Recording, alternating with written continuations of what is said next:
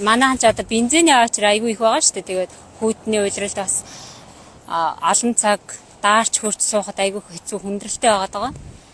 Тэгээ нэг аяга бүлээн цай нэг зүсэм талах нэг зүсэм стужи идчихэд чинь баг өдрийн тал суухад бас нэг уйл даах хэмжээний гэж бодоод өнөөдөр бас бэлэг цай өдөр болохоор бас хүмүүст буюу үлдээ гэсэн үднээс ингээд явж байгаамаа. Сайн байна уу? Би нэг ийм стужин талах хийдгээ. Тэгээд энэ ойч зогсож байгаа хүмүүсийг одоо даарч хөрч байгаа нэг цай бас стужингээр дайлах гээд. За амтлаад үз. За маалан. За эндээс тэр хатгуураар талхан дээрээ тавиад. Ойчилж байгаа жолооч нар маань айгүй баярлалаа гэж хэлсэн. Нөгөө айгүй гоё амттай байна. Дахиж авъя ч гэдэм үү те.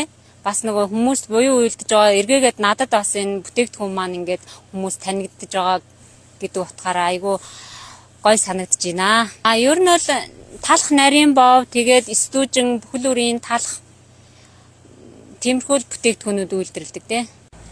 За үдээс өмнө би нэг 40-50-аад машинд өгсөн. Одоо бас үдээс хойш ингээд бас нэлээ хүйтэрч эхэлж байна. Бас нэг 40-50-аад машинд өгөх зорилготой ингээд явж байна. Хүмүүсийн хэлсэн сайхан үгнээс айгүй их урам авж байна өнөөдөр. Айгүй их баярлалаа. Гоё байна. Улам амжилттай ажиллаарай гэдэг айгүй гоё үг сонсож байна. Баярлж байна.